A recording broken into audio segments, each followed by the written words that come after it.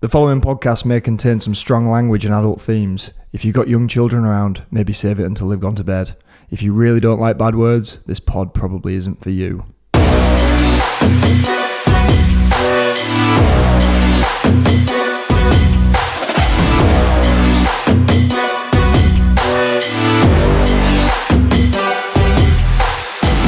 Welcome to the Making Up the Numbers podcast. The Making Up the Numbers podcast is sponsored by Hope Technology, J-Tech Suspension, Revolution Bike Park, Ride Southern Spain, Schwal, and the world's finest independent mountain bike magazine, Single Track.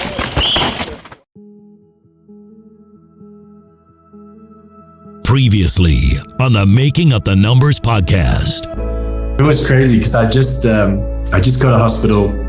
I just had some scans and waiting for the doctors, and that was probably the only moment where I was like, a friend of mine had to retire from rugby because of a neck injury, and his vertebra had been displaced, and that was starting to go through my mind is how severe this injury is. Yep.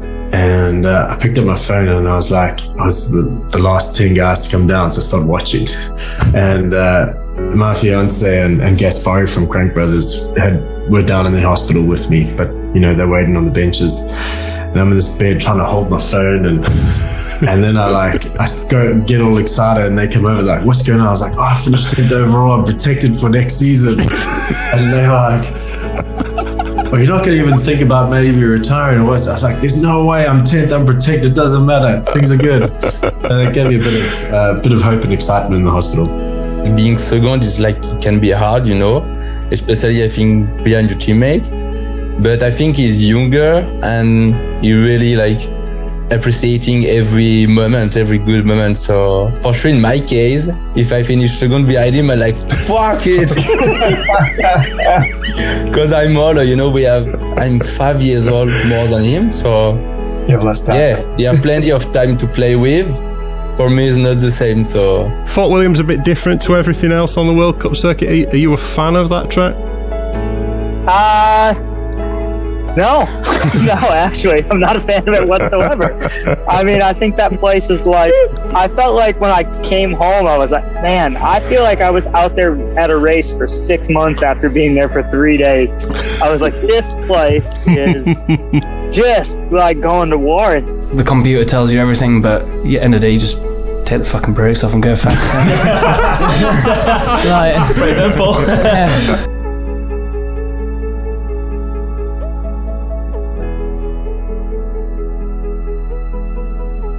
Hello and welcome to Season 5, Episode 1 of the podcast.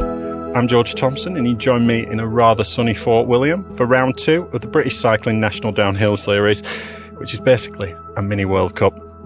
It's the only race here this year before Worlds in August, and the pros have turned out in force. It's Friday evening, and like many others, we came up to try and ride today, but the gondola has been closed all day due to high winds at the top of the hill. Hopefully, they'll calm down tomorrow and Sunday, and we'll all get a great weekend's riding. Everyone is just coming back from track walk. I think it's the smoothest I've ever seen the track, but let's go and chat to a few people and see what they think.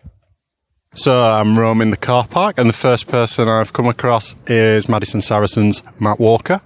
I should introduce you as 2020 World Cup overall champion, shouldn't I, Matt Walker? Maybe, but it's years ago now, isn't it? It's all in the past. I just said in the intro that I think this is the smoothest I've ever seen this track. Would you agree? Yeah, I think so. I mean, fair play. They've done a lot of work on that bottom half of the track. I guess getting it ready for World Champs in August. And so far, it looks like they've done a real good job. I think, to be honest, I would probably agree with you. It's definitely the smoothest I've seen it, at least for the bottom half. And it'd probably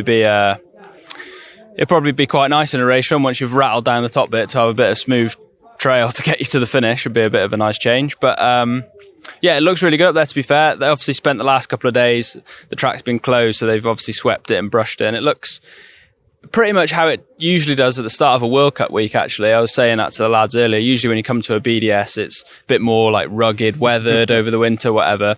But it seems like they've swept it all off like they do for a World Cup, so they've prepared it pretty well.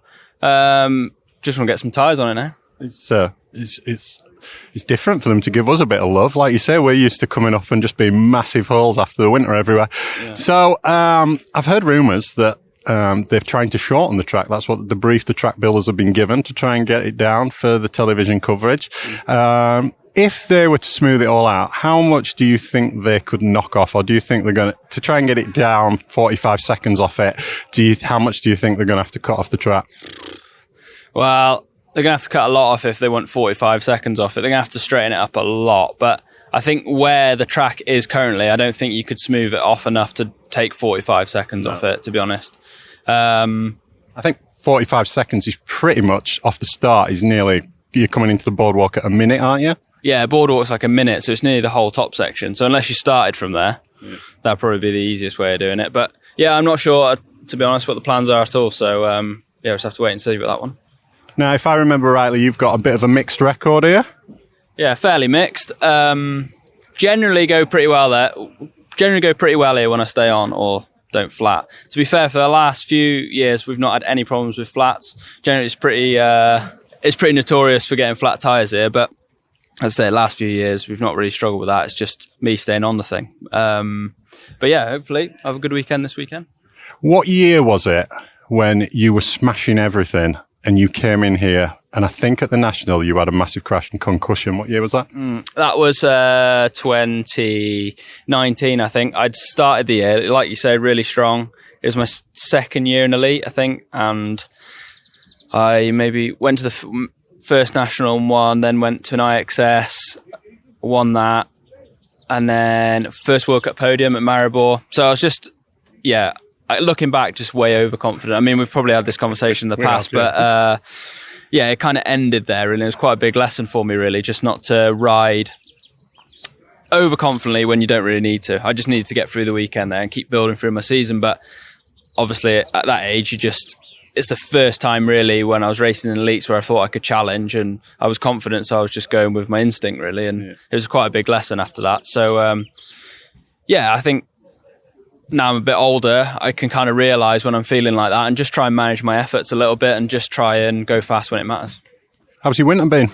Been really good, mate, to be fair. I mean, obviously come off the back of an injury last year at Snowshoe. It was pretty slow going for the rest of the year. Got back on the bike probably October, November time, a little bit of trail riding and whatever. It was my first proper real big injury, should I say. I've done hands and wrists and stuff before, but that was a bit more complicated than that, and it took a little bit of time to heal, but we're all good now. Like I said, it was probably the first time I'd had an off season where I started it by rehabbing stuff, rehabbing the injury, and then back to normal training on the downhill bike. That was probably, I think we had the new bike in January, so I did a few days in January and then just kind of built up steady from there. But I was so rusty when I first got on the bike, so I was trying to work out for a long time whether it was me, whereas it was this new bike, and it's such a different feeling as well to what I've been so used to over the last 7-8 years. It took a bit to get used to, and I think even still now, as I'm getting faster and getting more up to kind of close to race pace, the bike is still I'm still learning it, if you know what I mean. It's still changing, and the setup's changing, and we're still trying new bits and stuff. So it's exciting, and I guess I'm just glad we had a little bit extra time before the first World Cup, really, just to build in and just not so much pressure on kind of finding that perfect setup for the season, and just being able to test and try some new stuff. So it's cool. And tell us a bit about the design. What suspension design is it on the new bike? I don't know. I have to ask the designer, to be honest. You tried a few different designs, I believe, did you?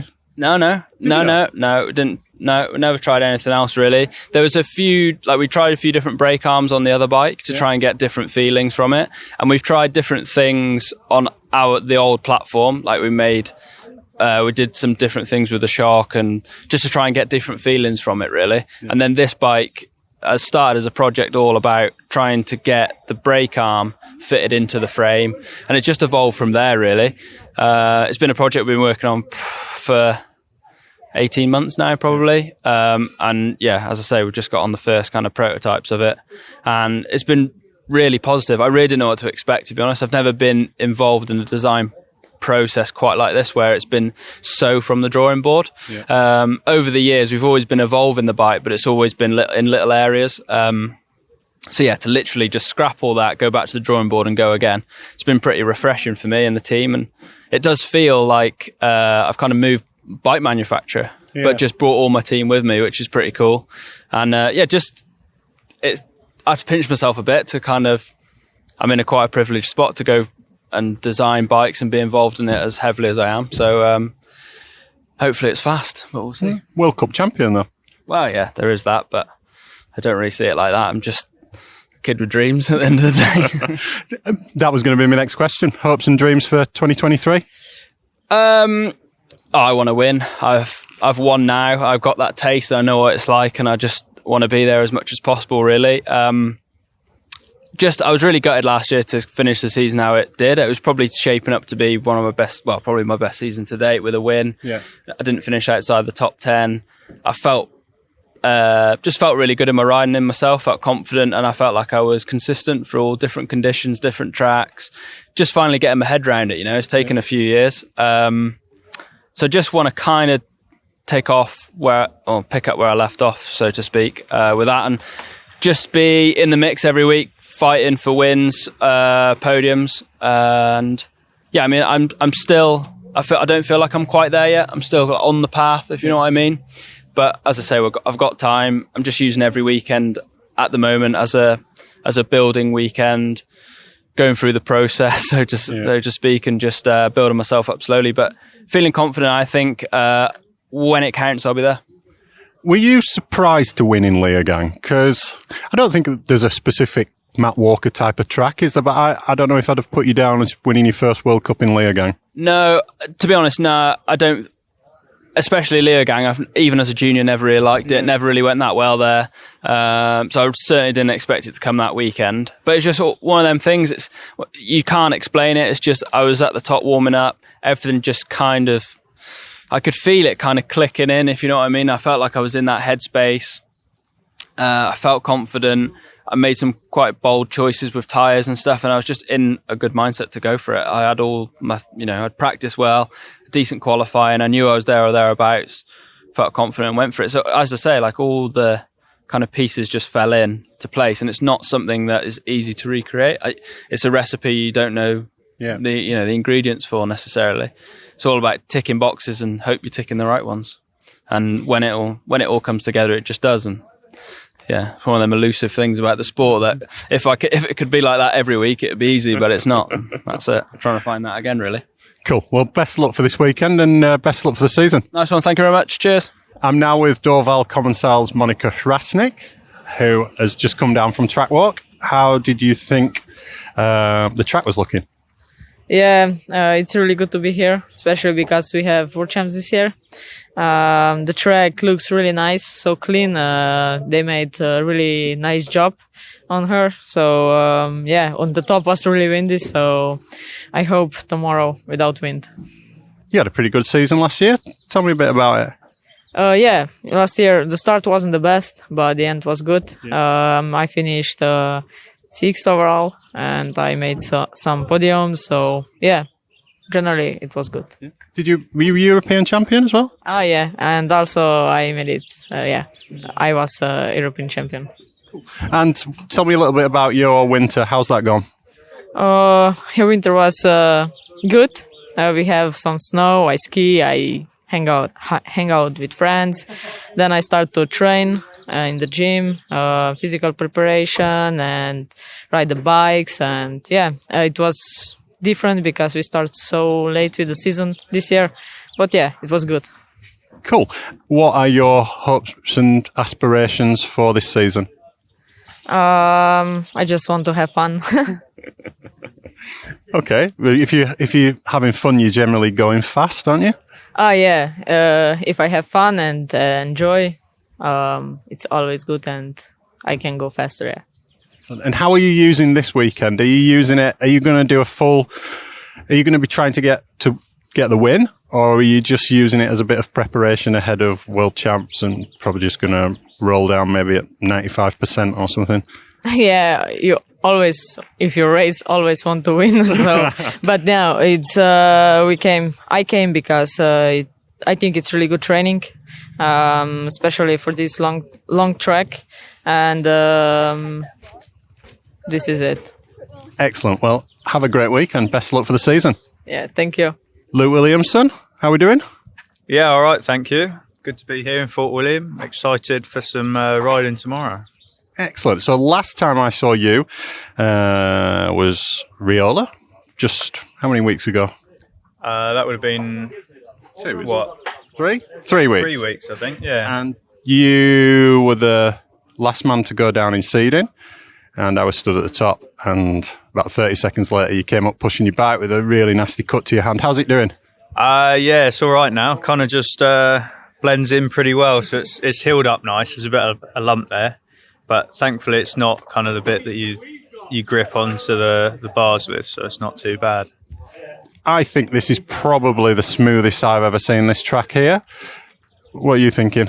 I'd say the same. Yeah, they've done a lot of work on it. Like even gone as far as like blowing the gravel off with a leaf blower. So it should be grippy, and they've filled loads in. Like last year, it was savage before the National, and then they did some bits before the World Cup. But yeah, I'd say I definitely agree with you there. Yeah. So tell me a little bit about your setup this year. So we've got some great sponsors on board. They're pretty much what you choose to use. We're on Fox suspension, DT Swiss wheels, Crank Brothers, Renthal cockpits. So yeah, we've got some great sponsors on board. Schwalbe tyres, better not forget any. Uncrafted with the kit, but anyway, frames, we've not got a frame sponsor, so that's basically open to, I can choose what I want to run, and what I can get hold of really, which has been difficult. I was hoping to end up on a Commencal V5 this season, but that's meant to arrive about a week before the first World Cup, I think. So, getting hold of a good downhill bike isn't actually so easy at the moment, but hopefully I'll get something sorted. This is a little bit crazy, really, because you won this series last year, didn't you? And you're struggling to get hold of a frame. Yeah, well, I don't know. I don't think there's like massive emphasis put on the national series, but it's just the position I've ended up in. It's nice to have some flexibility to ride what you want, but obviously there's a cost to doing that. So yeah, that's just how it is. And tell me a little bit about what you've been doing in the off season, because you're working full time now. Is that right? Yeah, I've ended up on a building site working as a labourer full time. I think that's the downhiller's journey, isn't it? It's like a rite of passage. You all have to do that at some stage. I think pretty much either you've got a quick path to success, someone picks you up and pays for you to travel the world, or you got to go do some graft, because that's the thing. I guess a lot of us riders, we've not gone to, say, uni and got an amazing qualification to do something special, or even got the time to pick up a good job. So we just end up, that's something that's easy to get into, some sort of manual labour. Yeah. And quite flexible as well, I imagine. I guess so, yeah. I mean, I've been working full time. I'm hoping they'll be pretty flexible with stuff. Yeah. So what's the plan for this season? Are you doing all the World Cups? Is that the plan? I don't know whether there is a plan, to be honest. Just go with it. Try and enjoy myself a bit more this year and see what races we end up at. Like, I guess it depends on how far the budget stretches, and also kind of how the results are too. Any hopes or aspirations? Not in particular. I mean, there's definitely more of a focus for me on the World Cups this year. I felt like last year I ticked that national overall off. So, yeah, I'm probably using them as more of kind of part of the process, and then hoping to do a bit better at the World Cups this year. Cool. Well, look, best of luck for this weekend, and best of luck for the season. Thank you very much. Good to speak to you. Andreas, Kolb. No English? Nah, only German. Deutsch. We're on dodgy ground then, because unfortunately I don't speak a word of German. Very sorry about that. 2022, what a season. Yeah, it was amazing last year. Hopefully I will be capable to do the same this year. But yeah, let's see. Maybe better. Tell me a little bit about your winter. How's that gone? Winter was really good, I think. Like, pretty good training. Went to Portugal a little bit, Italy, but pretty much stayed in Europe. And yeah, had a really good winter. We did a few things on the bikes that got a bit better. Got better on the physical side, so should be good. Actually, there's one thing I want to ask you about. You had a mammoth trip at the end of the season because we were trying to get you on the pod, weren't we? And you had a mammoth trip to the States. Was it like surfing and stuff like that? Oh, yeah. I did holiday in Hawaii and California. That was really good. Yeah. Can't complain about this. So, protection for 2023. It was on the press release from ESO, it was top 5. Then on the last episode of the pod, either Emmy or Aaron said, might be down to top 3 now. You finished 4th in the overall? Yep. How are you feeling about that? Not too good, of course. I mean, I was always for no protection at all because I think it would be fairer more fair for the whole, pretty much for everybody. Because if you're a consistent guy and you're good in quali, semi and finals, then you win the overall. And not if you get a flat tire in qualis and you miss every round, the full weekend, or you get a flat tire in semis and you miss out on a lot of points. So, yeah, I think top 3 is not enough. I think if there is protection, there should be more people, so it's a bit more fair, if you say more fair. Yeah, I think even if it's 3 or 5, I think it's going to be very hard for anybody outside that to win the overall. I think top 10 would be okay, but I think quali protected, okay, but no protected in final or semi-finals would be better. Yeah, I think that sounds like a well thought out response. And did you guys do the test event? Yeah, I did it. I was a little bit ill last week, so it wasn't the best for me. But I think ESO is like really open to us now, and they're open to course taping. They ask us like, what do we want or what do we think could be better. So yeah, I think it should be good. Just Lords wasn't the best stop, I think, or not the best place to go to, especially when it's wet. In the dry, it would have been really sick. Let's talk a little bit about pressure, because last year you had probably very little pressure on you, no expectation, but now you're a marked man, you're a top 5 guy, you're a really strong podium guy. How are you feeling the pressure coming into this year? It still sounds funny when someone says I'm a podium guy now, but I mean, definitely there is a little bit of pressure, but on the other side, I do race for my own. I'm not racing for someone else. And yeah, don't know. So when we were trying to get you on the podcast at the end of the season, just couldn't make those timelines align. I know that Jack was really wanting to ask you one question, which was, you were an IXS Cup rider winner. Yeah. How? I never won one. Did you never win 2 one? second places. Okay. You were a top IXS guy. You managed to make the jump from there to the World Cup podium. How did you do that? How did I do that? That's a good question. I think the IXS Cup definitely helped, but it got a bit, I don't know, how would you say? They need more races. It's like, how much is it now? 3 or 4 races this year. If Maribor is taking place 4, I think. It's definitely not enough for upcoming riders. And now with the top 30 finals, it is a top 30, like top 60s. Yeah, not really. It makes it really hard for upcoming riders. Like, if there would be a top 30 since a few years already, I would probably be gone already and be a car mechanic again.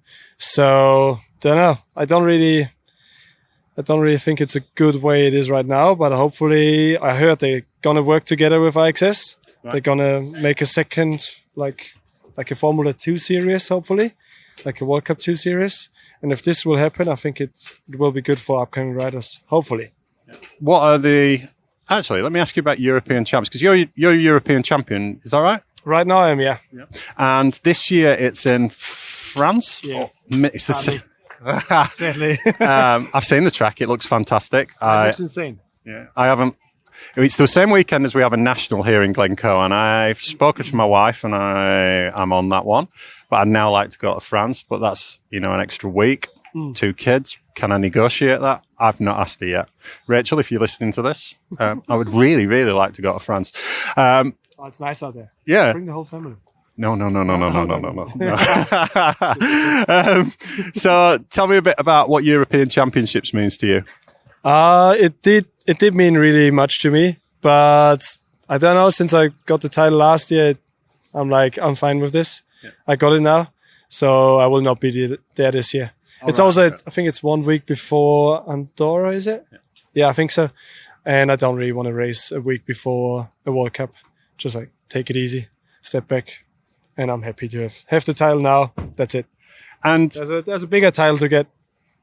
You're setting your sights high, and that's good. But how long have you been up in Fort William? We came here Monday, so we had 2 days of riding. We didn't ride too much because we were Friday, Saturday, Sunday, and now we had no riding today. But it was good. Some testing with the suspension. We got some new terms with Fox, so that was really good. I saw Charlie's video of him jumping into the pinball section. Yeah, he's good. Charlie's the middle section. Charlie's insane. Yeah. I can't keep up. No chance. And are you going hard this weekend, or are you just rolling down? It's always a hard one. I don't really know. It depends how I feel. If I can get into the mental game, like at a World Cup, I will definitely go hard. But if I struggle, then I will maybe step a little bit back. So let's see. If I feel it, I will go for it. Cool. Well, best of luck for the weekend. Pleasure chatting to you, and we'll get you on we will get that date sorted, and we'll get you on properly on the full episode. Yeah, sounds good. Thank you very much. Cheers. I am now with everyone's favourite Brazilian, Roger Viera. How are we doing? Yeah, all good. All good. Andreas Kolb's just told me that you're the favourite this weekend here. Oh, I'll take that. That's quite a lot coming from Kolb. So, but yeah, I don't think he's right. But yeah, I'll take it anyway. So Mr. Piron might have something to say about that. I would say, having won the last 3 World Cups here. Yeah, not only him, we got a few other goats here as well. Greg is here. We got Lowry. We got Jordan that's coming. Yeah, from a really good start of the season. So, Loic Bruni is here as well. So, it's pretty much our World Cup.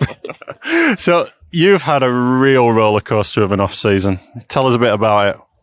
Yeah, we all started with my garage getting broken into. And then obviously I was sponsored by More Large and also worked on More Large, and they just went into administration, so I lost my job and lost this whole support I had from More Large, which was massive. Luckily, all my current sponsors that I had good relationship with them, so they carry on supporting me, like O'Neill, Kenda, Sunter, they all backing me up. And yeah, things looks like it's getting everything into place as well. Got this new frame from GT as well. Wingmaster sorted me out with that. So yeah, everything's looking promising for the season. It was quite a bad couple months, but yeah, I'm quite positive now. I have a plan to get to the World Cups and everything. So I think, yeah, it will be good. It was bad, but I think everything's working out quite good now. Cool. Well, I'm delighted to announce to the listeners that we've got a new feature this season that's going to be a kind of Proverty Life feature. And we're going to be following you around the World Cup Series and another rider who I will get to shortly because I know she's here. So we look forward to doing that. Tell me a little bit about how your brother's getting on, because he had nasty injury, horrible injury, and is he on the way back? Yeah, Douglas is here. I think it's his first race for this season. He tried to race last year, but yeah, his head was just not in the right place. After the big crash in Leogang, he was suffering with migraines and really bad headaches. So yeah, he called it. He had a pretty chilled off season, didn't ride much. And we spent the last week in France with Sunter on a camp training, and he was riding there. I rode a bit with him. He looks fast. He looks at home. He didn't suffer with any migraine or anything, so it looks like he's in the right path now to come back. And yeah, let's see how he does. how he does here in Fort William. But yeah, I'm quite excited as well for him. It's good to have him around, and it's good to see him racing again. But yeah, he's just racing nationals this year. He's stepping back from World Cups, and then he'll see how he get on the nationals this year, and then next year probably World Cups again.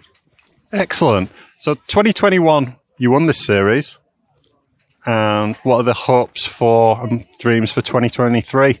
I mean, after you win once, you just want to win again and again, don't you? So I wish I knew that feeling, but yeah, I've been chasing that dream for 10 years and not got anywhere close yet. But yeah, people tell me, and so I believe them. Yeah, so I tried to win again last year, and I came short in third, but I was really close in the bottom. Me, Taylor, and Luke. Whoever won the last round would win the overall. And yeah, Luke did a better job than me, and he got it. But I guess it's on again this year. I didn't had such a good first race, but we still have another 4 races to go. And yeah, I'm gonna try and do it again. And let's see. But yeah, always trying to win races. That's the main goal. And what's the secret to doing well here at Fort William? Ooh, it's a tricky one because the track is a long track and it's really rough. 5 minutes. So 7.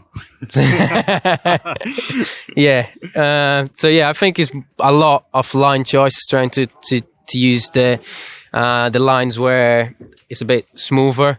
So you're saving your body, you're saving your bike as well, not hitting those sharp edged rocks and carrying your speed, because it's not really steep here, it's quite flat, so you need to carry your speed from top to bottom. But to carry your speed, you need to be on the right lines, avoiding those edged rocks. And it's almost like the faster you go, it's better, because then you miss all those rocks and you just kind of fluctuate over then. So yeah, I think for me, that's the main thing. Cool. Well, we'll leave it there. Best of luck for the weekend, and well, we'll be catching up with you throughout the season. So yeah, we'll speak to you in a few weeks. Yeah, thank you very much. And yeah, quite excited, very excited for to be part as well on the show. And yeah, thanks for the opportunity. And yeah, I'll see you all guys in a couple of weeks. Hang on, say that again. Only this weekend. Bruni is my favorite this weekend. Yeah? Yeah. Big, super Bruni fan. Yeah? His vlogs are insane. I don't. My what? Your vlogs. What is my vlogs? Videos on YouTube. Ah, really? Yeah, I love them. You're making fun. No, this is Have you won here before? Never. I suck. I remember now. I remember when you came on the podcast and you said you suck in Fort William. Yeah, it's never been easy for me, and then I think I'm trying every time to figure it out. But last year was not a good strategy, I think, because I ended up not racing. But I'm working on it. It's a work in progress. Yeah. So on the latest episode of the pod, I said that you were quite brave going to Crankworks and racing that race. And Jack said about how last year you were in Taruka and he smoked. Well, you got smoked. And we remember you doing a video about that. Is that what you use Crankworks for, just to see where you were at? Yeah, for sure. It's always good to race a little bit. There were some good guys, and we were already in New Zealand, so we're like, okay. And I like Rotorua for riding, so I just went there trying to spend time racing on the new bike, test myself a bit, and it was actually pretty cool. And for me, on the wet, it was wet a little bit, especially the first days. It was also a good training for places like here. So far so good. And I did also like a small race in Colombia, but also to have fun. Yeah. And we also talked about your new ride for the season. It was the one out in Rotorua was carbon tubes, it looked like, with like metal lugs and like an LED light on somebody spotted on the handlebars. How far along is that development? Pretty good. Like, honestly, the bike is insane. I really like it. It's fun. And it's working exactly how we expect it to work. And Audience has been doing some really cool stuff with it. We have so many possibilities. And so far, we're still figuring out some stuff. That's why we're here too, like trying to win some time on this specific track because it's a new bike. It's a track that you don't see anywhere else. If you ride in New Zealand, let's say some of it can be like Lenzerheide or Leogang or something, but here it's here. So we're still trying to figure it out, but so far the LED thing is also amazing. So I'm pretty happy. I think we should call that. Just call it the LED thing. Just call it the party bike, the disco bike. And this weekend, what's your plan for the weekend? Are you going to go hard and try and get a psychological advantage, or are you going to take it steady and maybe? I would say steady because so far we didn't do any laps on the track, and we only have tomorrow morning, then seeding, then Sunday morning and finals. So it's still a lot of time to ride, but the Brits are super fast. My fucking fast teammate. I was here also earlier this week, so I feel like they have some serious speed to compete with. So I'll try to ride well for sure, but we're also here to, like I said, for Worlds. Like the main goal is Worlds, and we stay after the race a little bit, 2 days, trying to maybe more calm, trying to try new things also. And the goal is to be fast in August, but if I can be fast Sunday, for sure, I'll try to go. I apologise for this, but I saw you'd done a vlog about the test event. I was out in Vegas that weekend. I haven't had a chance to listen to it yet. I believe you thought it was quite positive, though. Yeah. I'm glad you went to Vegas and had fun, for sure. I don't know if it's a vlog. We do videos. We try to, like, YouTube is quite busy, you know, like we try to be on YouTube a little bit too. And that test event was super important for all of us, I think, especially after a super blurry winter where we didn't have much information, and I was a little bit skeptical about where the sport was going to go. But the people in charge, especially like Rory and his team, seem to have it figured out and really are open to talk. And so far, I'm really happy with what I've seen in Lourdes. There's still stuff that I'm not sure, like the schedule on race day is hectic. Like, wow, we don't have much time for ourselves. The day is massive. And it's hard to mobilize your mental to be in your zone, to be like peaking like we used to. So I hope the intensities and the show will be as good to watch, but I'm pretty sure it will. So it's our job now to adapt, and I'm happy that we are working with people, some people that also want the best for the sport. Cool. Well, thank you very much for talking to me. I appreciate it. I didn't ask. I just came up because you were chatting to Andreas and stuck a mic in your face. So I appreciate that. Thank you. Easy. My pleasure. Anytime. Yeah, have a good weekend. Thank you. That was Loic Bruni, by the way, the man who probably doesn't need any introduction, and he didn't get one, unfortunately, because he was chatting to someone. John Williams, how are we doing? Yeah, not bad. Here in Fort William, it's a bit windy and not much riding going on, but we're here. What a start to the elite season, elite career. You won your first national. Did you win a race before that as well? Sorry, I'm a bit tired. Yeah, we won Taruka in the snow and whatever. Yeah. And then won the national at Riola a couple of weeks ago. And then went to the UCI test event and won the semi-final. Yeah, that was a cool event. It was good to see everyone again and see what the new changes are. And I was riding well. I was a bit surprised my pace, really. I was riding well there, and I didn't really expect to be that fast. And then just had a little crash in, well, I said little, quite a big crash in finals. It was a big crash, yeah. But yeah, it rained for the second run, and then it was just super slippy. And I wasn't offline, I just was caught out by how slippy it was. But yeah, it was a good weekend, and I'm okay, so it's fine. Did the back wheel get hooked up on a route? It looked like that to me. No. To me, it was all going well. I was online. I felt good. I wasn't sketchy, and it was just a case of it being super slippy and didn't have the grip. And you were up, weren't you? Yeah, I think I was 1.7 up at the split just before that. So yeah. So not a bad weekend. No, it was good. I was just happy to come away alive from that. So yeah. So how does it feel to be on this journey? Kind of, you've junior world champion. You've had an amazing battle with Jackson. You two were pretty far ahead of the rest. and everyone's talking about you two coming into elite and you coming in, and that must be a fair bit of pressure. You're smashing it so far. How does that feel, and how are you dealing with it?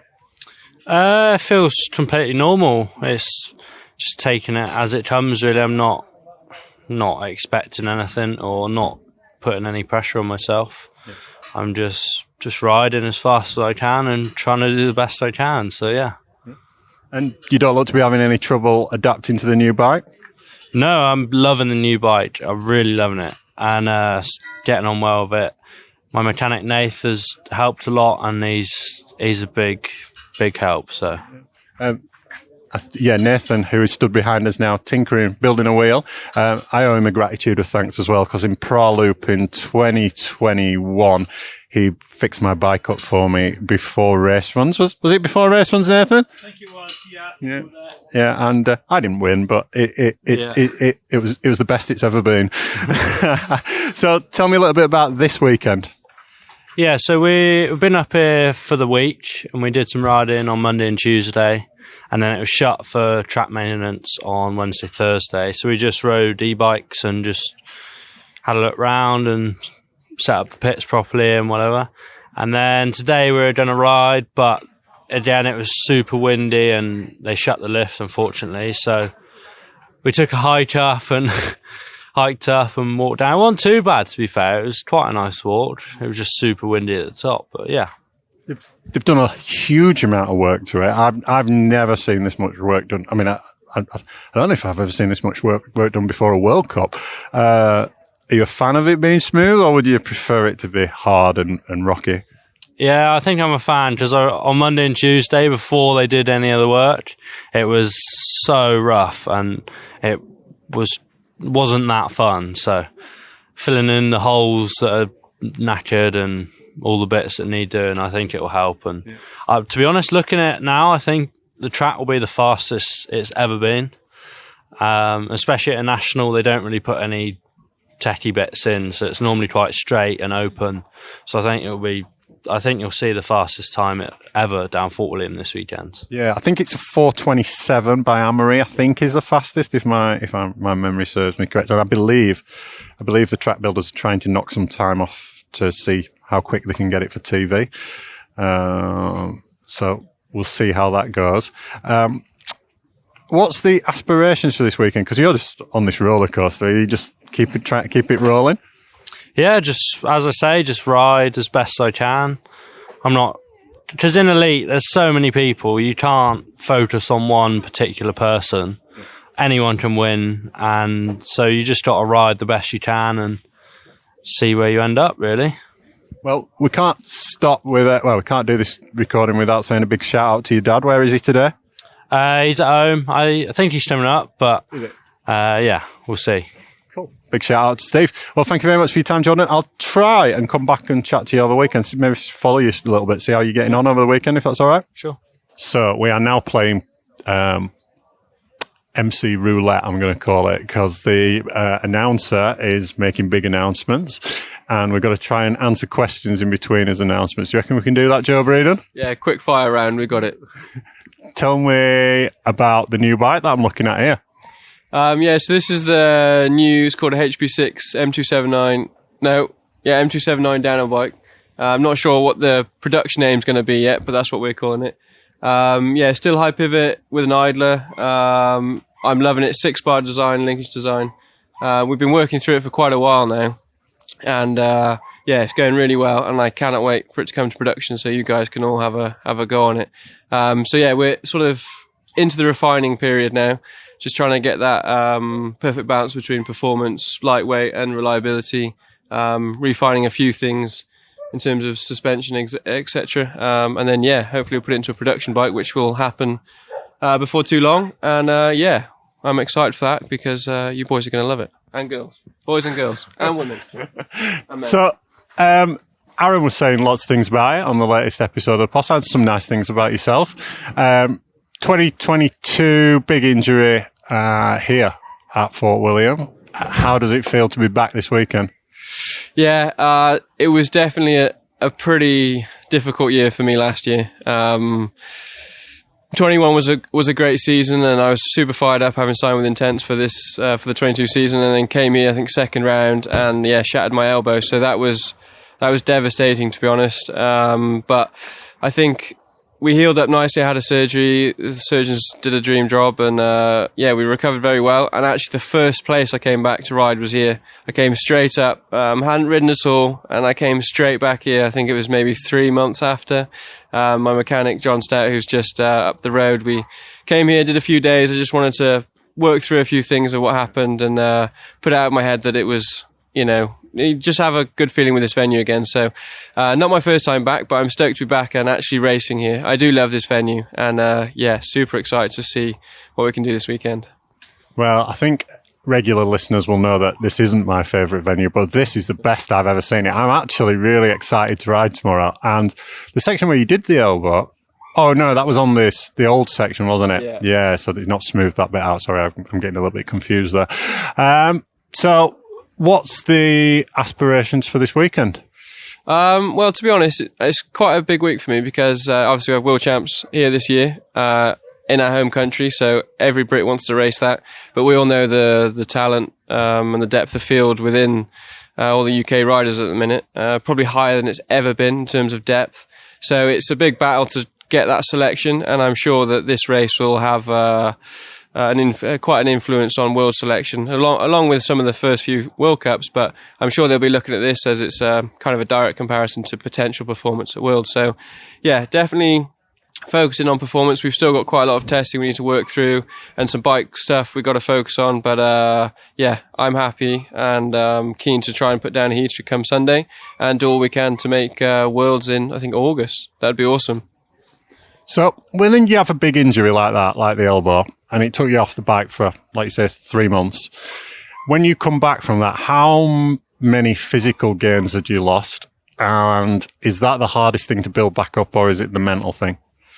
Oh, very good question. That it's definitely a bit of both. The physical aspect was a huge challenge because I did rush the recovery. I really felt it was first year on the team. I didn't really get to know him, and it would have been very easy that I just missed the full season last year. And so I really wanted to spend some time with the team at the races, sort of settle in, get to know everybody to set myself up for this year. I always knew to come back and perform at a high level was going to be very difficult. Been off the bikes for 3 months and lost pretty much all size down my right arm in terms of muscle and strength. I was still having a lot of pain, didn't have very good movement. So yeah, all odds were kind of against me, but I felt just to get back into the scene, settle in with the team, would put me in a better position this year. And so psychologically and physically both put together when you're not really confident in your body, you're not confident in your riding. The two together is not a nice combination. Everybody knows the confidence you need to have to perform, and that's both physically in your body and psychologically feeling comfortable on the bike. So yeah, it was difficult, but it was worth it. I had another surgery actually at the end of last year, which put me in a way better position for this season because I'm not battling any pain. I got my strength back, so it's a completely different position this year. So I'm excited for that. I think that says a lot about you. That was one of the things I think Aaron was saying. There's attributes he looks for in riders to have on the team, and that it would have been very easy. And I'm sure some riders would have gone, you know what, I'm out for the season. I'm not rushing this. I'm not coming back. But that fight, that determination, that's... No, absolutely. After the team saw the injury, just after Fort William, saw the x-rays and what the surgeon said, I think they'd pretty much written me off for the full season. And there was no pressure from their side to come back at all, which was great. They were like, do what you need to do, take your time, heal properly. But I was just, as I said, I just really had that motivation to get back, and I felt it was really important to spend that second half of the season with the team to put myself in a better position for this year. So yeah, it's difficult. There was definitely no pressure to have to return. I just felt it was something I wanted and should do for this year. Coming into World Cup season, guessing unprotected? Yeah, unprotected 100%, but also I'm not even sure on my point situation because I only scored points at one race last year. And so I might even be in B practice in Lenzerheide. I honestly don't know. So I think there's points this weekend, so that's another reason to push and go fast. But yeah, B practice would be a bit of a shock. I think it was 6 years ago, whenever it was, when I was 16, since I've been doing that. So yeah, hopefully not, but I'll be prepared either way. We'll make it work. And so, you've had a season out injured pretty much. You fought your way back. This is the strongest elite field ever. I think that's pretty much agreed amongst everybody. What would be a good season for Joe Breeden? Yeah, good question again. I don't know. I know what I'm capable of. I believe in myself. We've had a good winter. We've got a great bike. I think this year I would like to be consistently in the top 20 and breaking into top 10, hopefully towards the end of the season. I think that would be good building and put myself in a good position for next year again. But yeah, it's just the level, as you said, so high. Your confidence has to be right up there. Everything has to line up. And so building back to where I was, say at the end of 21, will take some time for sure. But I think through the period of this season, don't rush it, let it come, put in the work, and hopefully by the end of the year we'll be able to start breaking some top 10s internationally. That'd be awesome at the World Cups. Cool. And so you're on the Aaron's team, basically. I'm guessing you haven't done that much riding with him? No, not a lot. With them, everybody had been over in the US, and then we were supposed to go out at the end of last season for some testing, but I unfortunately had to miss that because I had my elbow surgery, so I was out for a little while. And then so far this year we haven't been over. So yeah, I'm not sure if we'll see him before the season, but I know they're putting in the work over there, and we're putting in the work back in the UK. So it'll be cool when we get on the road together come the season. I know all the races are pretty hectic back to back, so I think we'll be spending a lot of time on the road together then, which will be cool. And if you're riding with Aaron, is it a situation where there's something you want to learn from him? Or when you're at kind of pushing for the similar times, not really looking for something like that anymore? No, absolutely. I mean, he's Aaron Gwynn. Who doesn't want to learn from somebody like that? It's an opportunity of a lifetime. And so many riders would dream of having that opportunity, and I certainly have. And to be in that situation is amazing. And of course, I feel like there's a lot to be learned from him. I think it's also very important to realize that everybody's different. Every rider has a different strategy, and every strategy works well and not so well for certain people. So that wasn't said very well, but you get the picture. Yeah. And so you have to find your own path. And I think can be quite confusing if you try to just repeat what somebody else is doing, because it might work for them, or it clearly does work for him, but it might not work for somebody else. And that's the case through, I was with Mick and Tracy Hanna before, and you take little things from each person that you learn, and some of them probably won't fit your style, but some will. And so it's sort of, analysing those aspects of their strategy, shall we say, and figuring out if some might be good to add into mine. So yeah, it's so cool to see, and Aaron himself is super supportive, super nice, and like prime example, last year he punctured qualifying Fort William, so didn't make the finals, and on race day it was super muddy, as we probably all remember, real wet, muddy. Him and his girlfriend Lauren, or wife shall I say, Lauren, cleaning my helmet goggles before my race run, and I'm like, what? 5-time world champion will do that when they don't qualify for a World Cup. And so I think that says a lot as well. And to learn from that side of things as well is amazing. Yeah, it's a great opportunity. Cool. Well, that's a good place to leave it. Best of luck for the weekend. Thank you very much. Yourself too. Oh, I need luck. That's what I need, I think. No, I don't know, actually. It's so smooth. I'm feeling like we're going to give it a go this weekend. Yeah. That might be the end of the podcast. That might be it. It ended on Saturday morning. No, podcast is only just getting started. Big things to come. Cool. Well, that's the end of part one of this podcast. It's Friday night, and I best go and sign on. We'll be back, hopefully, if I don't smash myself up tomorrow, with some more. Expert suspension tuning and customization used to be the preserve of the pros. Not anymore. Let the expert team at J-Tech Suspension take care of your fork, shock, or drop-a-post to experience the feel of factory racing. With over 20 years' experience, J-Tech Suspension are the OGs of buttery smooth suspension. Get the Pro Touch and get the best out of yourself and your bike. Visit j-tech-suspension.co.uk and chat to the experts in race-ready suspension.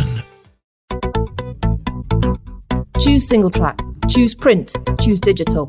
Choose an independent mountain bike magazine. Choose mountain bike culture. Choose adventure and mishap.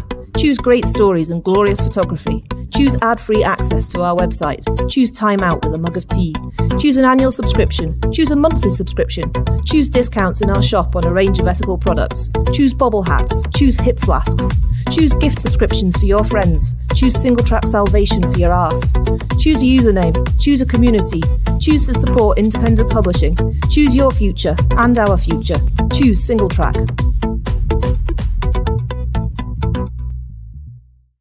Saturday evening, and seeding has just finished, and the first person I've come across is the man who won the ESO test event a few weeks ago, Thibaut Daprela. How do you get on today? Yeah, really good.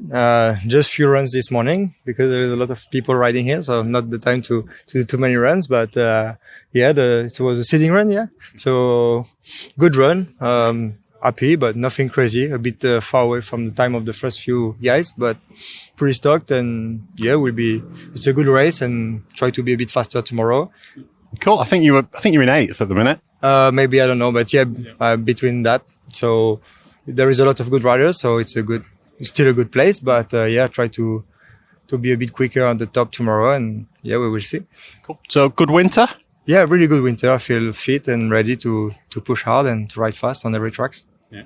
And tell me a bit about the ESO event. Was it a surprise to you that you won it?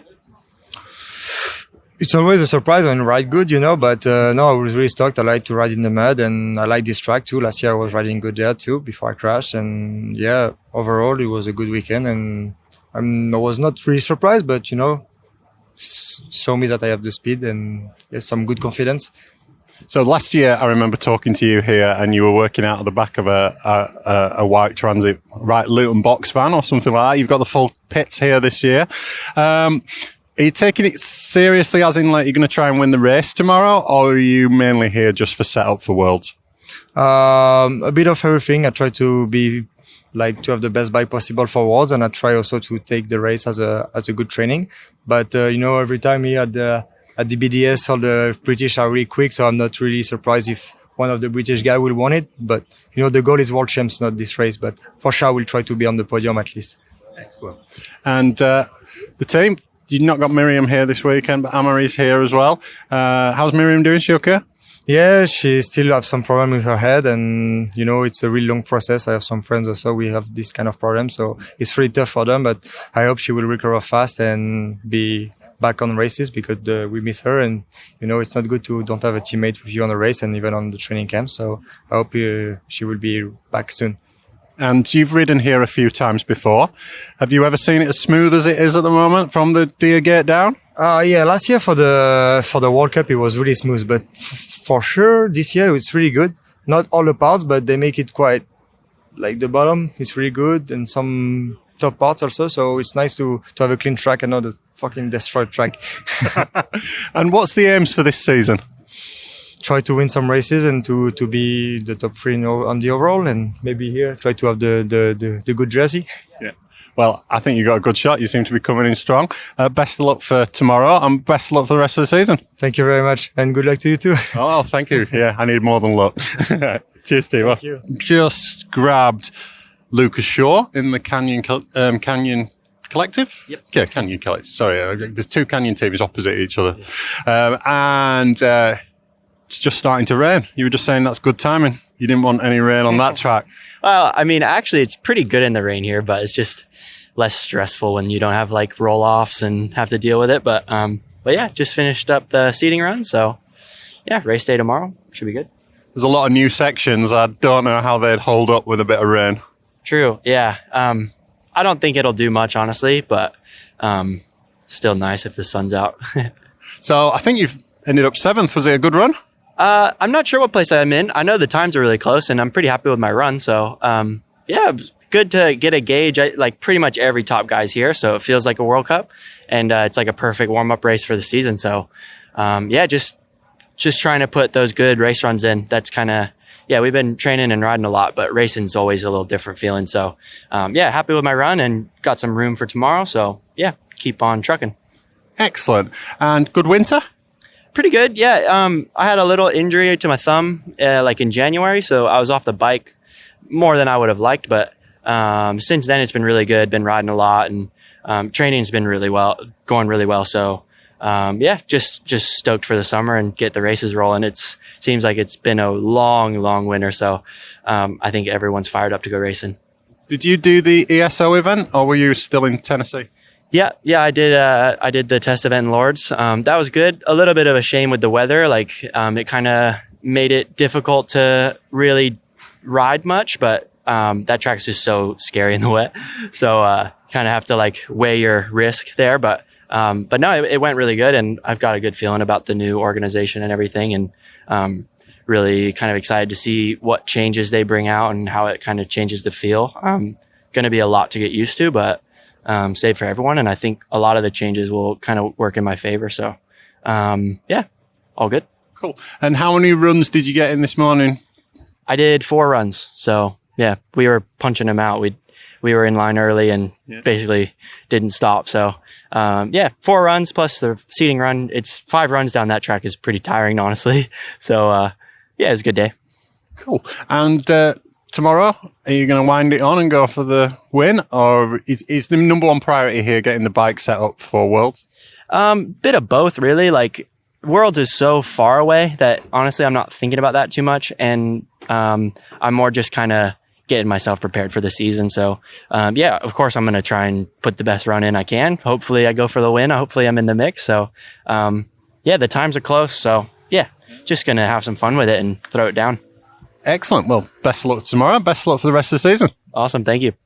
Adam Brayton, how are we getting on? Hello. How are you? I'm all right, thank you. I had a good day. Rain's coming down now, which is disappointing. Are you kidding me? It's absolutely brilliant. It needs a bit of lube up top. You want all those new sections to get... No, I hope they throw a tarp over them tonight. Keep them dry. New sections are a little bit soft. There is a very brown, dark hole, which I probably will go and look at. How did you get on your seeding run? Big mistake up top, which was detrimental. And then just rode really smooth and I really enjoyed it, but time-wise, it wasn't great. I think I'm 9 seconds behind Jordan, so I'm not worried. I've done well here before, know how to race this track, so we'll be trying hard tomorrow. Cool. And how can I phrase this? Having a bit of a renaissance at the minute. Well, you could say that, 34-year-old fisherman. Yeah. You soon get written off in this game, but we're still chugging away, and we've come in the season fit, healthy, we've worked hard, so hopefully we can bang out some more good results before it's all said and done. And this new bike you're riding at the minute, the new Nuke Proof, how are you getting on with it?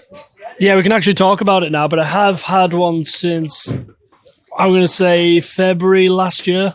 I'm actually still riding the same one. It's like my old faithful, but I do actually have a brand new one. I'm just waiting on my new Hope build, and we're going to actually do a dream build vlog for it. Adam Brayton version, obviously. Just, I shouldn't really give me ideas away, but I always wanted to do a nightmare build, which is me basically assembling a bike. Because today I built the bike up that I've been riding this weekend. 2 runs in, the back brake needed bleeding, and the B screw nearly fell out, so the chain was flapping around halfway down the 3rd run. Many thanks to Joe Krebich at Trek for fixing my bike up. Big thank you. Lost my thread a bit now, Brayton. Yeah, you've gone on a tangent there. I did actually feel them brakes, and I did say you must go and see Daniel Roydy Bladen, because he is the man to sort them out. But you obviously didn't listen. It took you 2 runs to realise. You did say that, and you were 100%. So tell me how you're feeling, because there's something else that I think you might be right about, and I might have to say I was wrong. Seeding runs on Saturday. How are you feeling about it? Don't even get me started, mate. I think it's the worst idea ever, and whoever thought of it needs sacking, because it is appalling. 3 runs today before quali. It's just not acceptable. Do you not think there's some advantages though to it? Because I was a big exponent of it. I thought it would be better to give the juniors like a bit more World Cup experience, doing runs over 2 days. Any benefits? Absolutely not, in my opinion. Again, going back to this new World Cup schedule, we do 2 back-to-back runs, so you do a semi and a final. Yeah. So saying that, we're better being on the old schedule because it's back-to-back.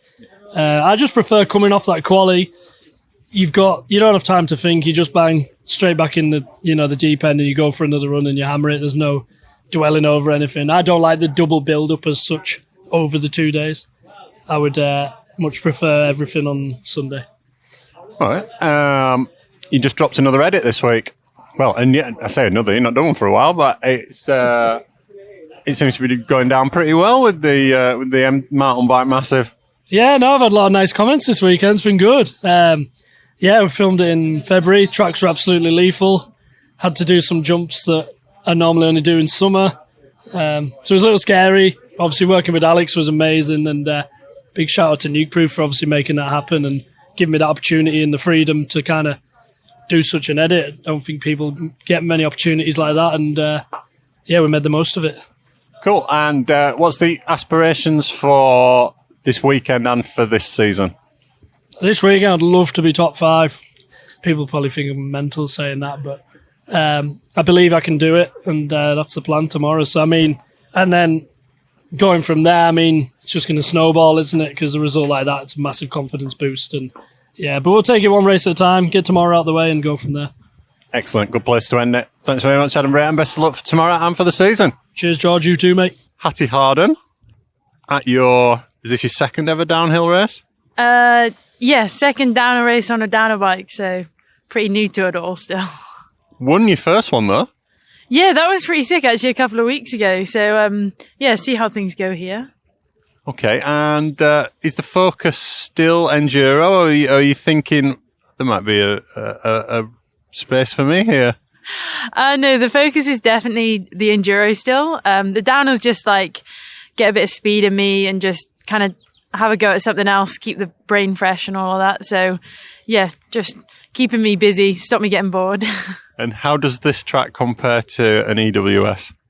Oh, a lot faster. Top section's much, much rougher. And yes, it's good length though. We race a lot of stuff this long. But yeah, it's an absolutely brutal course out there. So a little bit different. And how did you get on today? Really good, actually. Yeah, I'm pretty happy. Slotted into the top 10. Not my best top section, but I put down a solid run and I survived. My bike and I survived and we had a great time. So a few more laps tomorrow and fingers crossed it goes good. And have you ridden here before? No, so done 4 laps on this track today ever. So that's it. But yeah, I feel like everyone's ridden here quite a lot. So I'm keen to come back and have a go at doing a bit more and finding a bit more speed would be fun. And are we going to see you at any World Cups? I think I'll be coming to Lenzerheide. We'll see if I'll race or not because it's between 2 of the Enduro World Cups. So, I'd love to. And that's very different again. So, loads to learn from that as well. So, I'd really like to. But I don't want to throw myself in at the deep end just yet, maybe. And Worlds? Oh, that would be incredible. I'd love to be a part of that. But, there's a strong women's field in the UK, so just have to see if I can get selected. If not, still got all the enduro going on, so still busy. And how did you do in the first? You did well in the first 2 rounds, if I remember. Yeah, the first one was just trying to remember how to race again. But the second one, really happy with how the second one went and found my groove a bit. So I'm excited to get back. I guess we'll be in, where is it? Finale next. So that'll be really cool. So I'm excited to get back at that as well. So not long now. And what are the hopes and kind of aspirations for the enduro? I'd like to go better than last year. Had a couple of hiccups last year in the season. So, finished 3rd last year in the series. So either one or maybe the top step's obviously the dream. So hopefully go better than last year. That's all I can ask for. But we'll see. Expectations quite high, I guess. It's the best way to be. Well, lovely talking to you and best of luck for tomorrow and for the rest of the season. Thank you very much. Oh, I don't have to bend down now. This is a blessing. Ben Cathro, Pink Bike Racing. How are we doing? I feel like I've made this joke before, but yeah, I'm just here making up the numbers. Hey, you have made that joke before, yeah. You've done more runs down here than most. How are you feeling about it today? It's quite different, actually. It's like, I think this is the fastest. Well, every year the track gets faster and faster and faster. And this is definitely the fastest it's been. It's going to go sub 4:30, which I think it may have done once in the past when it was less rough. But yeah, it just feels like super quick up there. I think Amri's done a 4:27. But you know the year when he nearly went over the bars on the line? I think that might have been a 4:27. But was that down the other track? Was that down? I'm trying to think if there was a more direct route. It's hard because there are a few different options up there and a few different wood sections they can do that kind of straighten things out, because we're doing more turning on the kind of like original track without doing the World Cup woods. So I do think this is the fastest the track's ever been, even though we're doing a slightly longer bit. Yeah. Cool. How's your off season been? Yeah, it's been a lot better than it was last winter. Yeah, last winter I was just sat typing on a keyboard trying to organise a load of stuff. I got a lot more help this winter. So it's been decent. But I got 2 kids and they kept getting me ill, so I've suffered a bit from that. I've been there too, yeah. But no, it's I'm definitely feeling a lot better than I did last season. So yeah, decent. And what's the plans for this season? I got plans. We've got a new rider on our team, Canadian Wyatt Harrington. So going to be kind of helping him develop as a rider. He's a first year junior. We've got Amy on the team again, so she's got some big goals for this year. Going to be helping her with that. Thibaut is racing for the team again, and I am going full on for the World Cup. So I want to get some good results this year. So last year I was saying I was just doing it for fun. No, this year I want to get some results before I get too old. It's like when you ask, I've been asking riders, are you here for World Champs setup, or are you here to compete? And it's like, you know that the second that they leave that start gate, they're competing, aren't they? Yeah, oh, absolutely. Well, I'm actually here for World Champs selection. Like, if I can get a good result here, I think it would just be like a little something to go into the discussion. So yeah, we'll give it a go tomorrow, see what happens. And what's your fastest ever time down here? That's a good question. I think in a race run previously, I think it was like a 48 back in the day, but I feel like I might have gone quicker last year. You know what? Like, I used to remember these facts, and just have them logged into memory, but since having kids, I feel like I can't remember flipping anything. So yeah, I'm not sure. Like, I just did a 44 there with a pretty terrible run. So this is going to be the fastest time I've ever done here. I think I want to go 36. That's my target. Yeah, that'd be nice. Yeah. I would like to go 30. 6:30 though, mine is. I did a 6:40 today, so but I didn't do the motorway either. I bottled it. So tomorrow, I think there's 10 seconds in it. Absolutely. Is it just getting the step down to get the speed for the rest?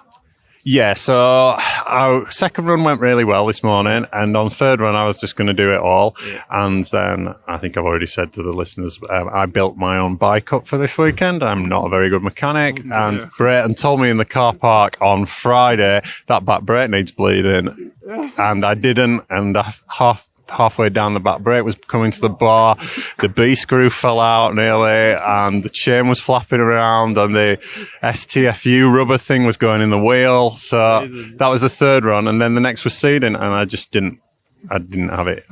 You know when it shakes you a little bit, so there's plenty of time tomorrow to get some practice in. I would say the motorway is running as good as it's ever run. Get that hip smooth, and you just glide it, honestly.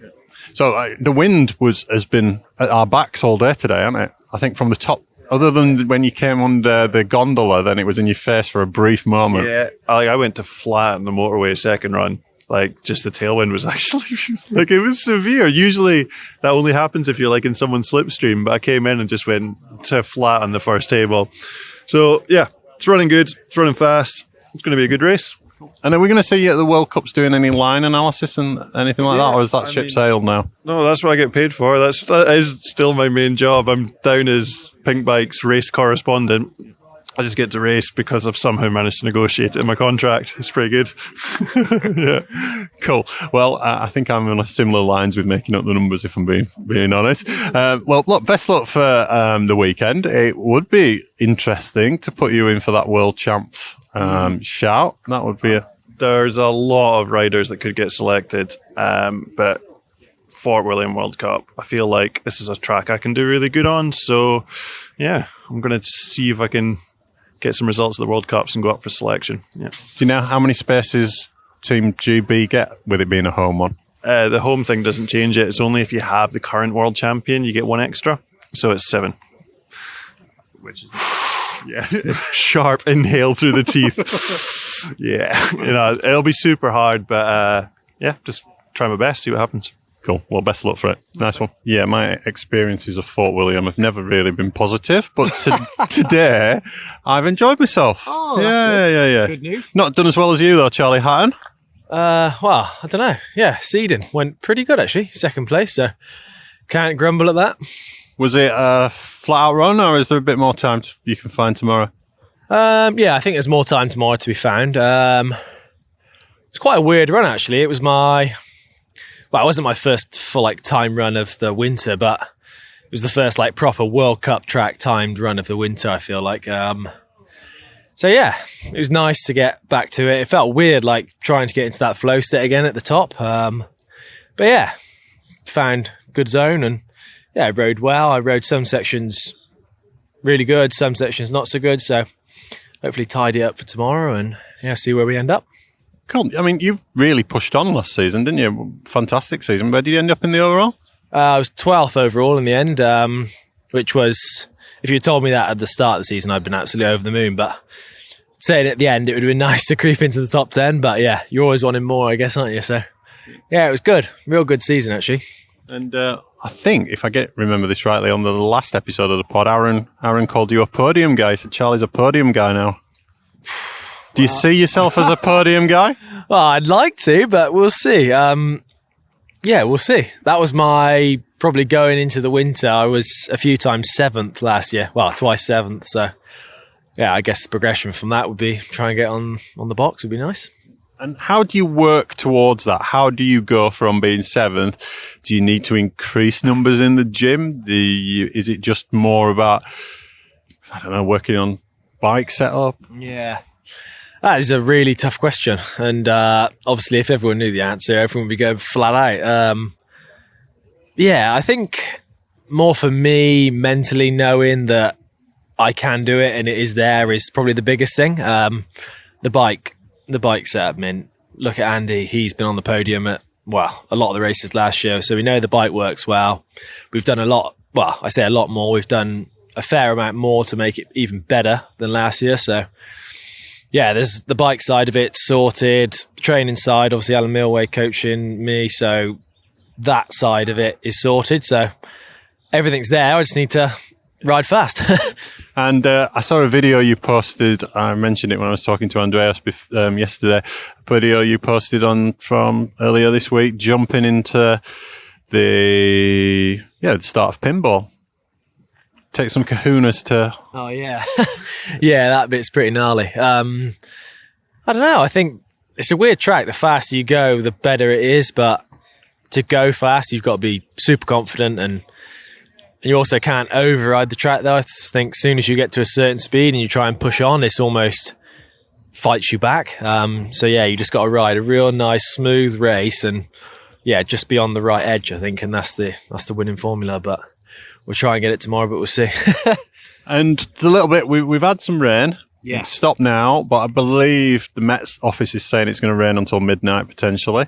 Is that good for you? Yeah, definitely. To be fair, we was riding earlier in the week and the conditions are pretty perfect. Not this place, when it goes dry, it goes super gravelly and loose. And it's really hard to get the bike to grip, really. There's certain things you can do, but it's almost just like you've got to stay on the clean line. As soon as you're out of the clean line, it's just so slippy. A bit of rain compacts it down and it rides actually way better. when it's a bit wet. So fingers crossed it'll keep raining, but then stay off tomorrow. That'd be nice. Yeah. Nobody likes it in the rain, really, do they? Here, it's a bit miserable. All the rocks are grippy in the rain, so it's actually fine. And roots, there isn't really any roots on the track now, is there? It's all rock, and the wood is it's just a rock pave. So yeah, in the rain, this track runs just as good as in the dry, if not better. So yeah. Bring on the rain, I say. Well, cool. Best of luck for tomorrow. Setting off next to last, penultimate rider down. Yeah. So it'll be interesting to see how you get on. Yeah, thank you very much. Good luck to you as well. Thank See you. tomorrow. Yeah, and best of luck for the season. Thank you very much. Cheers. The very first Making Up the Numbers interview in the back of a transit van, I think, here. And with Jordan Williams again. We spoke to him yesterday and we said we'd follow him maybe a little bit over the weekend. First in seeding. Couldn't be going better. Yeah, I was a bit surprised with that. I thought someone would beat it for sure. I didn't have the best run. It was a good run. Don't get me wrong, but it wasn't like amazing and it wasn't like terrible, you know. So I was a bit surprised that no one went faster, but yeah, overall it was good. I had a little problem with the chain ring. Hit some rocks. My teammates, they were up trackside watching you come down, and they said, Jordan Williams had sparks flying off his front wheel. Yeah. I guess that was the chain ring hitting the rocks near pinball. No, that wasn't that wasn't the rocks. That was just my tyres lighting up. So, if you can do this without a fantastic run, what time? What was it? 36? Was it? 32. 32. So what do you think's doable tomorrow? I think possibly a mid-20, but I'd say high 20s tomorrow would be good, yeah. And you'll go faster if it rains a bit? I think so, yeah. Just because the ground at the moment is so loose and so slippy that a bit of moisture might hold the rocks together a bit. So, yeah, it's always better here in the wet. Yeah. Cool. Right. I think we'll call it a day for Saturday there because everyone's packing up. But we'll be back with more tomorrow and we'll come and have another chat to Jordan Williams. Cheers. Yo guys, I'm Charlie Hatton here from Continental Afton Race Team. We've just been out here for a week in Ride Southern Spain. Been absolutely sick. 5 days of riding on dusty, dry trails. The facilities here are absolutely mega. Like the villa is really nice pool, nice workshop area, bike wash facilities. So yeah, it's got everything you need really. And pretty sad this is my last day actually. It was mega. Yeah, I'll definitely be back. You can ride till your arms fall off, I think. If you're enjoying the Making Up the Numbers podcast, hit subscribe now so you don't miss an episode, and drop us a review whenever it's convenient. For additional content, follow us on Instagram at Making Up the Numbers Racing. Sunday lunchtime, and I've finished practice, but practice is still going on, and a lot of the elite riders are on the hill. But I have managed to find Marine Cabirou. Have you finished practice early today? Yeah, I finished. I did 3 runs this morning, and it was good. So I decided to stop and keep some energy for the race. Yeah, that's exactly my thoughts as well. My team have gone up and done a third. I thought 2 was enough. How are you finding it? The track is really good. It looks really clean compared to last year, and it's fine. And the new part on the last section is really cool. It's nice. Cool. And how's your off-season been?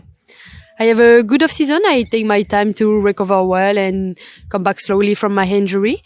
And I feel good. I take my time on the bike to feel better every time, so it's cool. And it was 2 broken backs, is that right?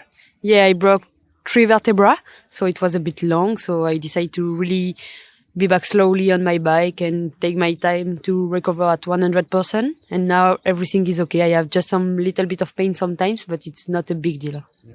And what's the aims for this weekend? You've got Nina here, you've got Cam here. As you're on the comeback, is 3rd place what you're looking at? Yeah, of course. If I can be on the top 3, it's good. It's a good thing for me, I think.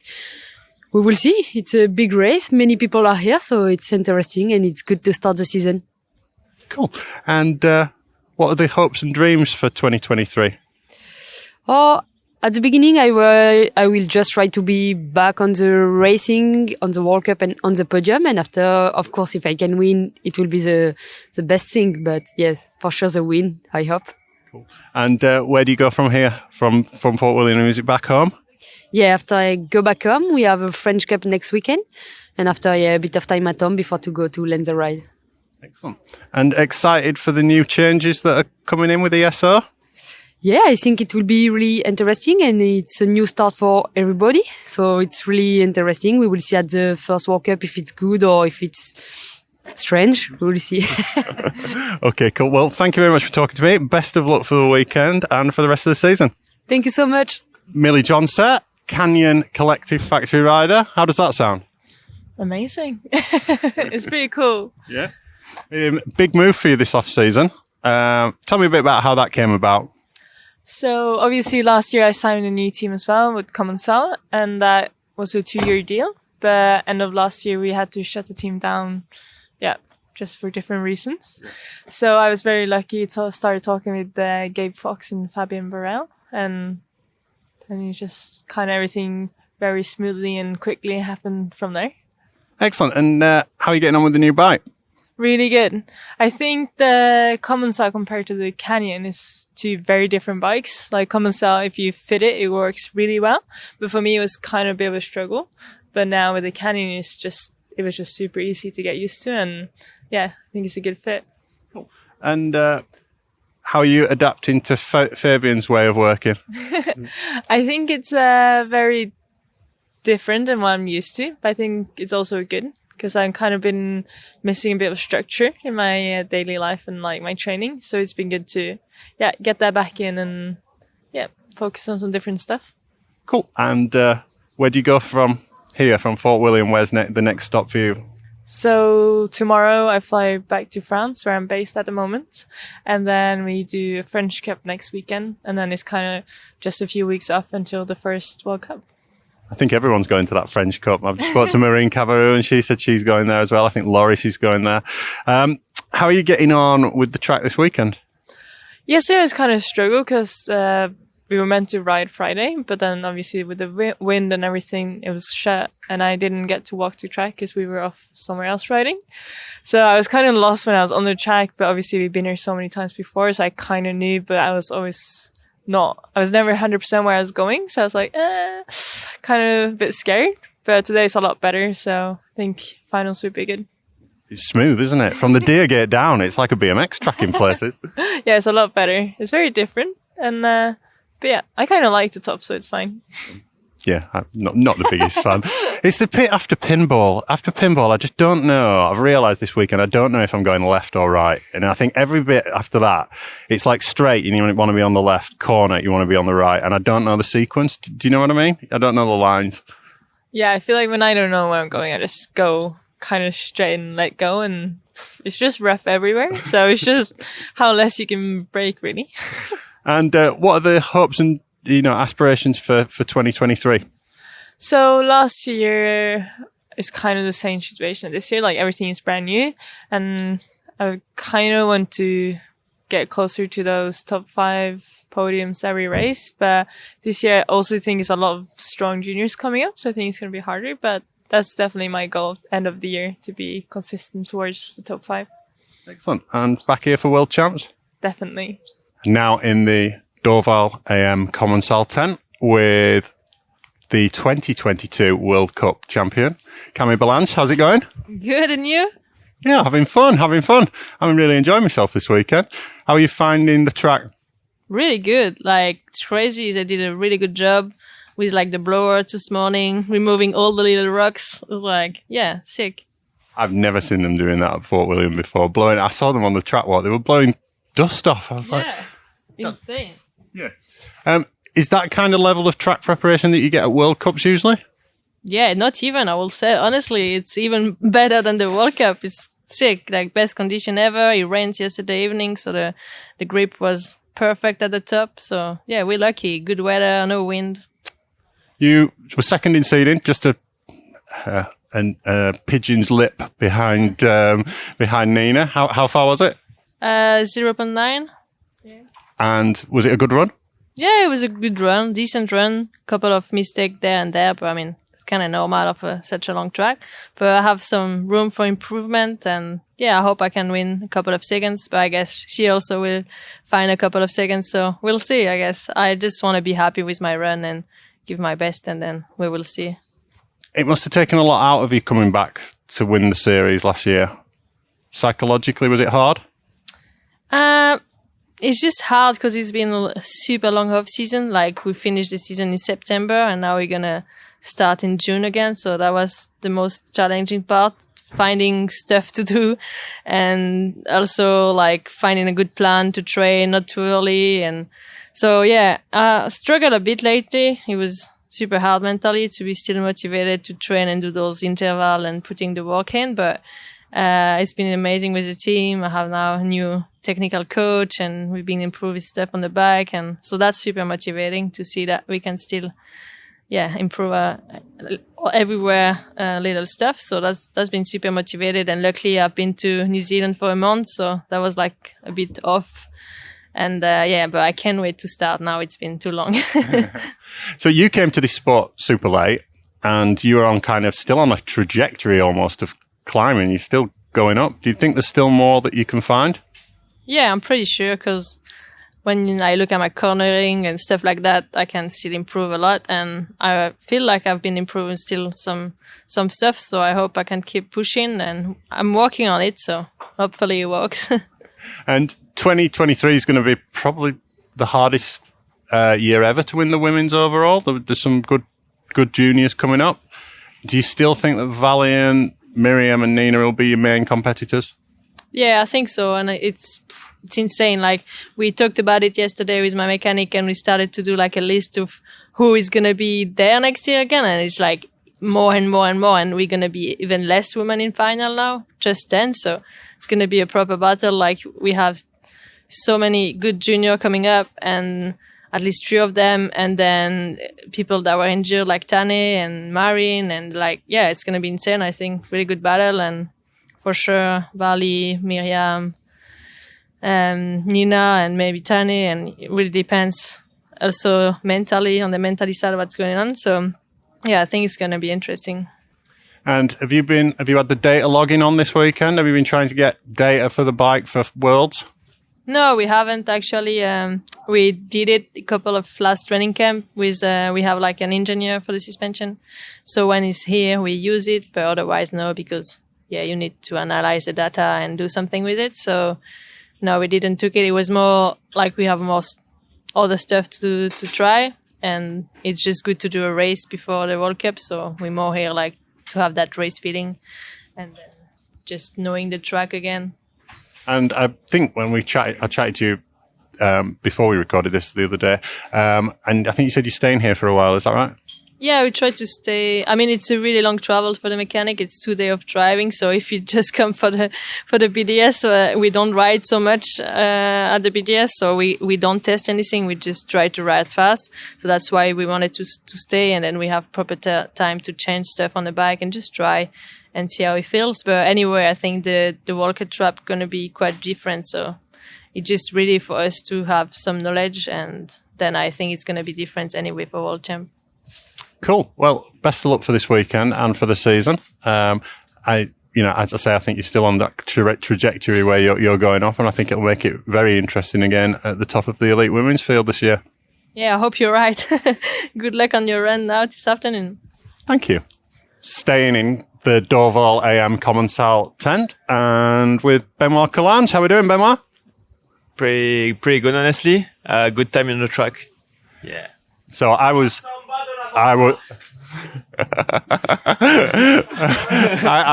My French isn't that good. I hope that wasn't too. That was okay for the listeners when somebody translate that, but that's Baptiste Perron coming back into the pits. Now I've got to try and remember what I was going to ask Benoit.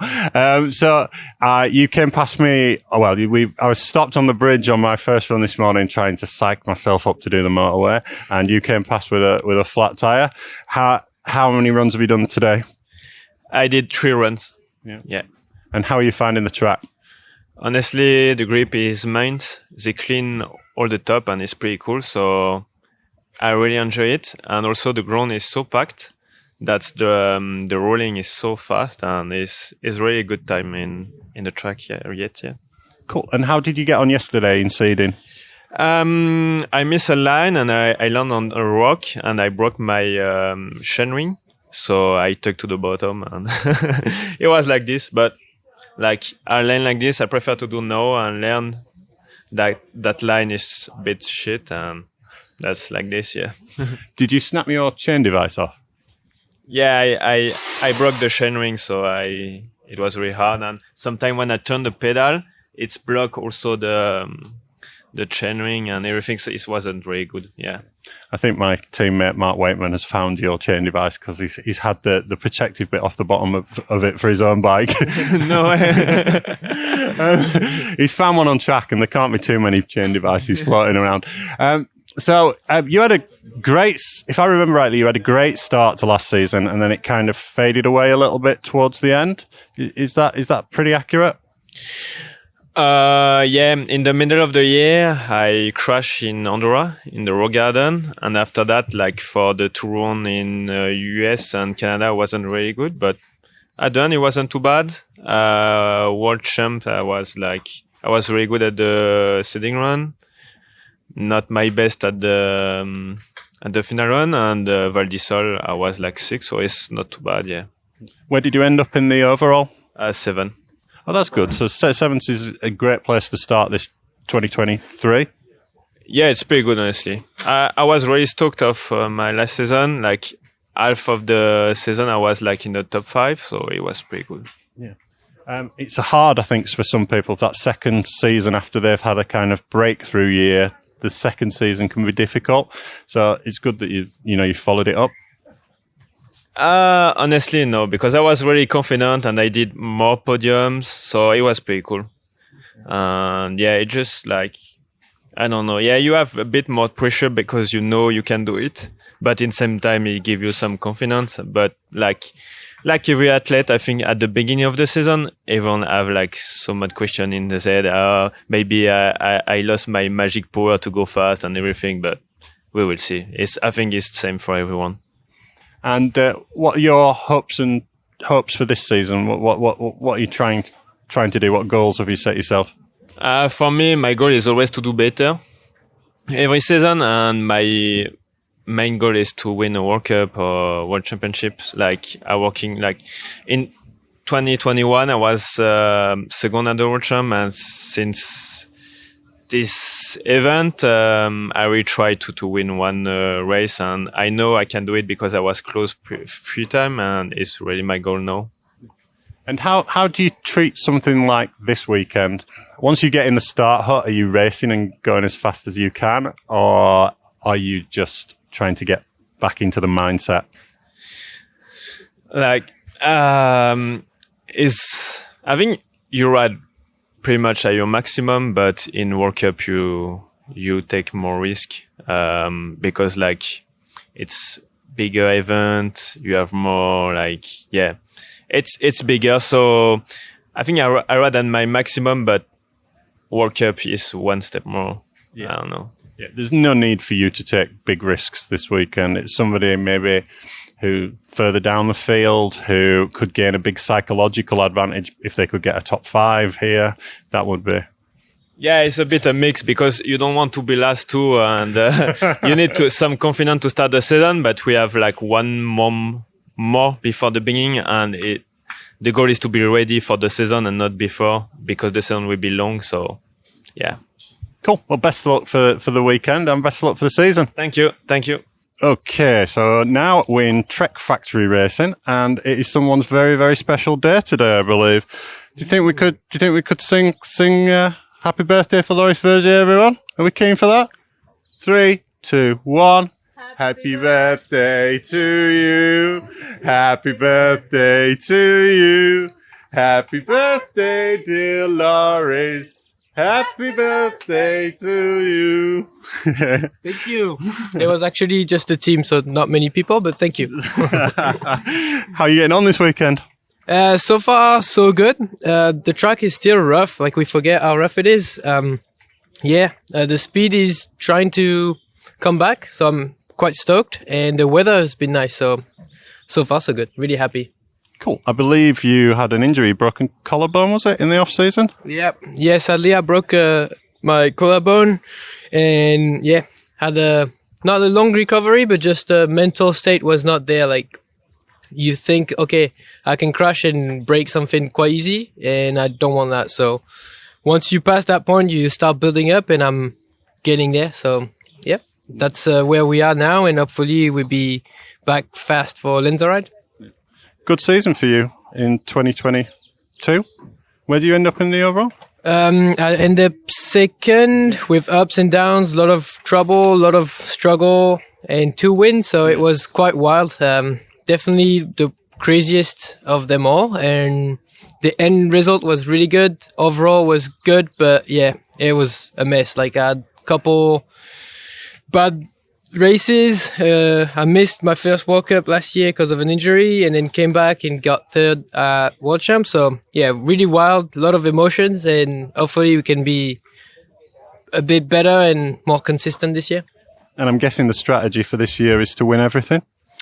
The strategy is to get in shape, get as fast as possible, and we'll see. But definitely that'll be insane, and I'm not sure it's possible, but we'll give it a go. And I believe you're going from here to a French Cup, is that right?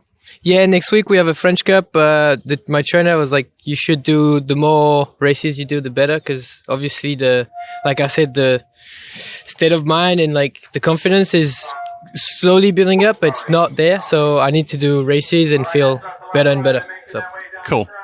Well, I think we're going to have to leave it there because the PA announcer's kicked in, as you can probably hear behind. But thank you very much for chatting to me, Loic. Best of luck for today. Thank you. See you guys. Now in the Canyon Collective Pirelli tent with Henry Kerr. How are we doing? Good. Just struggling along, but yeah, we're getting through it and then loving it every step of the way. So yeah, it's a brutal track, but yeah, the arms are taking a hit. But once you make it to the motorway, you're sweet. So yeah. And a big move for you this season. Yeah, massive. I mean, was on the same team for 7 years before moving to this, but yeah, it's been a big change and everything's completely different, but I feel like I'm coping with it good and learning a lot, to be honest with you. So yeah, loving it. Cool. And how are you getting on with the bike? Yeah, it's a big change, to be honest, from my old bike. I've had a lot of help from Fabian and the team. And luckily all the other boys have done a lot of testing on it. They know kind of a good base start. So, I mean, it's been pretty good straight off the bat, but I've got a lot of work to do with it still. And yeah, I'm only just getting started. So you've just finished a degree, is that right? No, I've still got one more exam on, a week today. Well, a week on Monday, sorry. So, yeah, that'll be my final exam of my 5-year master's degree. So wow. Yeah, it's been a long journey in full-time education, but I'm glad to hopefully see the end of it this season. So, and has your dad pushed you onto that? To be honest, more my mum. Right. My mum's always kind of been wanting me to go down that street. My dad's kind of a bit more career down the mountain biking kind of side of things. So yeah, to be honest, I don't think my mum expected me to make it this far through my degree and in mountain biking. So I think she'll accept that I take a good few years off, then I'll just do pure mountain biking and chase the dream. So, quick question for you. You might remember this, you might not. Glencoe, 2016, I think it was. I was doing a practice run with your dad, and he was about to tow me into the jumps at the bottom. And we came down, and he said, I've got to stop here because either you or your brother had broken the wrist. Do you remember that? No, I mean, that wasn't me, but it might have been George thinking he broke his wrist. He'd have massive crashes, but he's never broken a bone yet. Oh. And yeah, it's all very impressive, but maybe he thought he'd broken a bone. Yeah, he's thought he's broken a lot of bones, but so yeah, he belted. So your dad pulled over, and I was committed that I was going to do the jumps at the bottom. Hadn't been and looked at them. Didn't know that you had to jump from the high side left to the low side right, and jump from the low side right to the high side left. Big crash, torn liver, 9 days in hospital. Seriously. Oh, see, that's George taking you out of the game instead. Yeah, I've always wondered who it was and if they actually did break the wrist. How the turntables turn, eh? So, well, what's the aspirations for this season? To be honest, this season it's I'm treating it like a bit of a learning curve. Obviously finishing uni, it's been tough, and obviously new teams. So I'm just trying to absorb as much information as I can, and then next season will hopefully be like a breakout season for me. So if I can ideally get in the top 20 and look to improve on some results from last season, I'll be happy. And you've played a bit of a blinder with the old World Champs game, haven't you? Which country are you riding for? Ireland right now. So you've got. Could you have ridden for Scotland or BC for Great Britain? No, I'm Ireland through and through now. Since I changed, I believe you can change once, and I chose Ireland. So did you have? You could have been GB though. I could have. Well, if I hadn't changed, I could have been GB. But do you feel very Irish? Reasonably. I mean, my whole team's been Irish for the last 7 years, and to be honest with you, most of the national rounds are closer to me in Ireland than they are in Britain, having to drive down to Wales. So yeah, in that regard, yeah. But it is what it is, and I mean the Irish seem to love it, and I love them too. So that's cool. And you should be back here for Worlds in August. Have you had any telemetry on this weekend? No, I've not. The plan is get through this weekend, get through my exam, then I'm going to spend a week here with my own telemetry and try and make some work or take some steps towards Worlds, and then I'm going to get on with the World Cup season, come back, do a bit more testing riding here, and then see how we get on for Worlds. But that's the process I've got in mind. And just tell me a little bit about last season. What was your best result?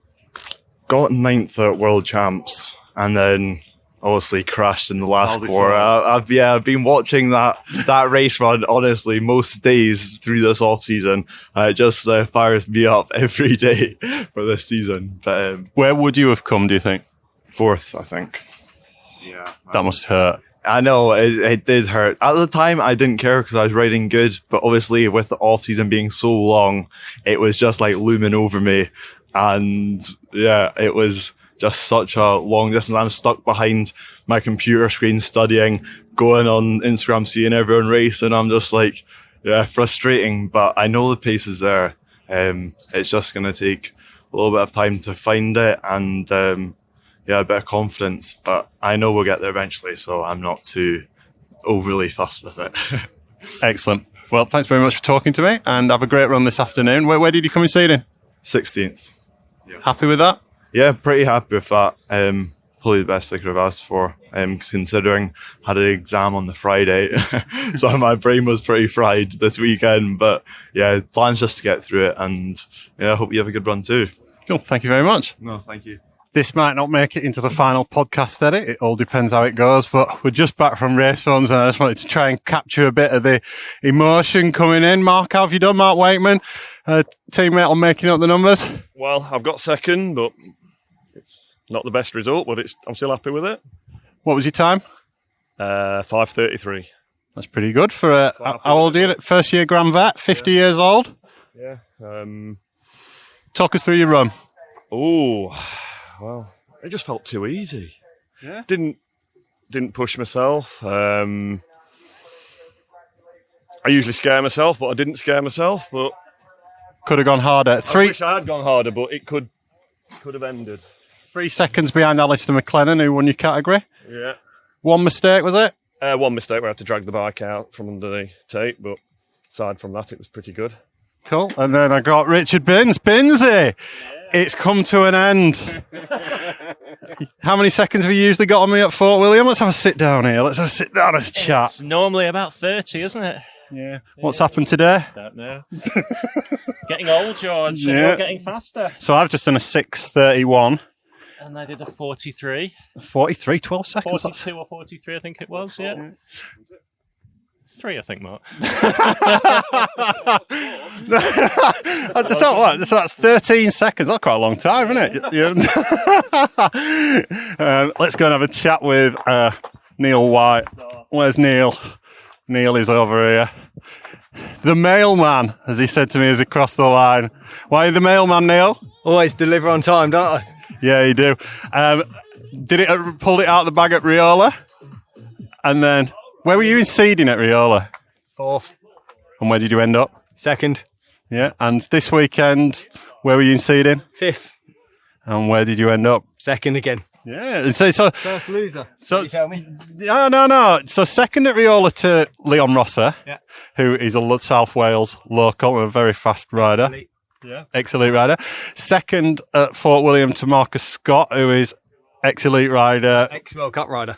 Ex-World Cup rider and Fort William Specialist. yeah. So you've done well this weekend. Are you happy? Yeah, really pleased. To get 2 seconds at a national, start of the season, can't go bad, can't go wrong. So you will be leading the veterans category now? Yep. And what's the plan? Like last year. And then it'll all crumble in the final few races, won't it? Listy will get you. Listy's off the pace. Listy's off the pace, yeah. He was off the bike at Riola. Well, yeah. So that's our other teammate, Dave List, who's also a vet and Neil's biggest competitor here. But you're coming into round 3. You'll be leading the series. Can you drop a round? I am, because I'm going to Euros. Right. Yeah. Okay, so you'll miss Glencoe. Can't see Listy coming up here for that one. So Listy's finished. He's finished. Well, that's the banter. That's what it's a bit like in our pit. And yeah, we'll call it there. Phoebe Gale, first proper elite race, was that? I'd say so, yeah. Yeah. And how did it go? Really good, yeah. I'm happy with that. Really productive weekend. Yeah, got a good few laps in. Bike's feeling good now. So, yeah, come away feeling pretty good. Cool. Where did you end up in the overall? 5th, I think, today. Yeah, that's good. That's a great start to your elite career because it's a stacked field here. Are you looking forward to getting going? Yeah, for sure. Yeah, it's been quite a long time now since I've raced a proper World Cup, so I'm looking forward to it. Yeah, and Lenshide's pretty close now, so a couple more weeks and we'll be good. Yeah. You got any more races before then? No more races. So next race is World Cup. Yeah. Cool. And are you back riding with Tawny? Yeah, back riding with Hattie. She's back laughing. Looking forward to riding with her again. She's busy at the moment, but yeah, I'm sure I'll get some more laps in before the World Cup. Cool. And what's a realistic ambition for you for this season? I'm just making sure I'm enjoying riding my bike, enjoying what's going on, learning loads still. I've only been doing it for some of my 3rd year in World Cup circuit now, so still learning loads and yeah, just enjoying it. We'll see how the season goes. I think by middle of the season we'll probably know where we're at and like results wise, but I mean, I'd be happy just riding my bike, to be honest, see where we are. And if you took your times from last year, have you compared them to elites? In junior I was comparing times, yeah, to elites. By the end of the season last year we were comparing to elites, but yeah, real deal now. Cool. And where would you have come in elite? Last year, got a couple fourths last year, I think, which I was pretty happy with. But yeah, we'll see how this year goes. I think there's a lot more girls back now from injury and really stacked the field now. So yeah, we'll see how it goes. Cool. Well, have a great season and well done on today. Nice one. Thank you very much. Last person I'm going to speak to this weekend, because there's a delay in the timing at the moment, and the elite riders are stuck at the top of the hill, the elite men, is Nina Hoffman, and we're in the back of the syndicate bus here. It's nice and quiet. Congratulations. How did that feel? Thank you very much. I'm pretty happy about this win because I had a little laydown in the first turn, so I wasn't expecting that. So I crashed back on the bike pretty quick, actually, and then I was still fighting for a good time. Thinking about, imagine be a World Cup semi-final, etc. Expecting like maybe I can do a top 3 or like at least top 5, and I came down and had fastest time, and I was like, what? That is very, very impressive if you've had a lie down there. So what? And was it 5:15? 5:10? Yeah, 5:10 it was. 5:10 with a lie down. That's very, very impressive indeed. What is it about this track that you've won your last 3 races here now? What is it about this track that you like? I don't know. I just like coming here and the vibe and everything, and then all these rocks. I just love the rocks and all the steps, and don't know, going over them and getting your line right and make the bike work mint is just amazing. It gives me a good flow. Excellent. And so, is it 2nd year on the syndicate this year? Yeah, 2nd year on the syndicate.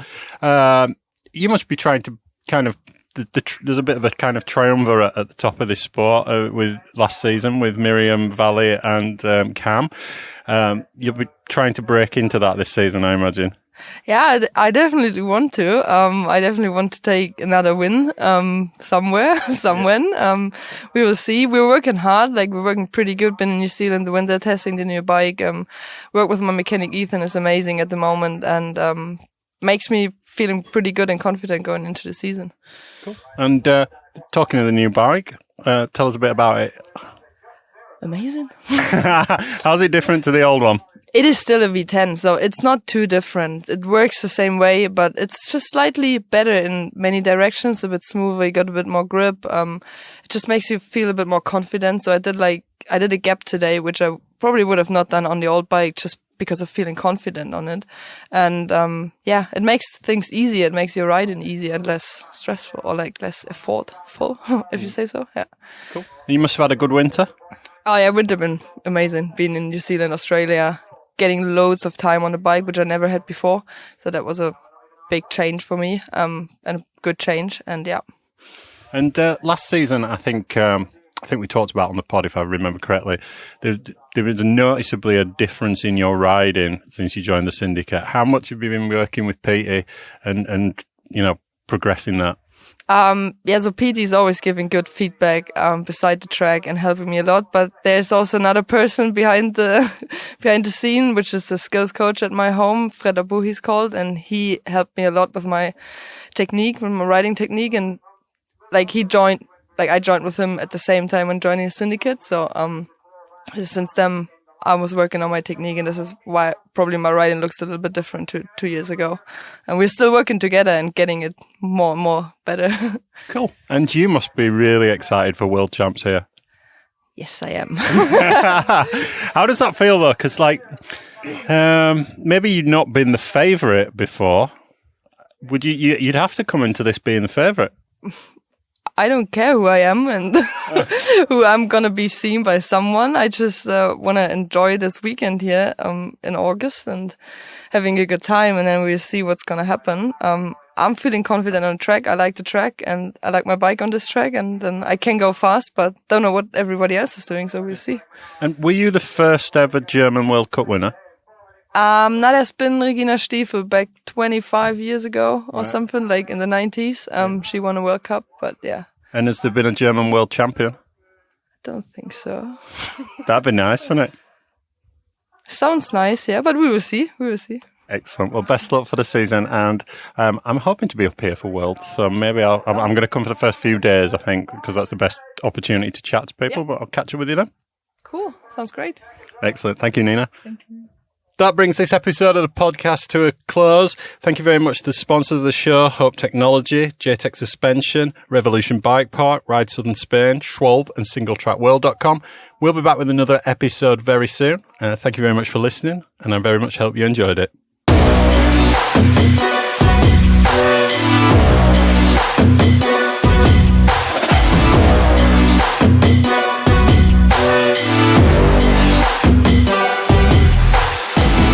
This has been the Mammoth production for Making Up the Numbers.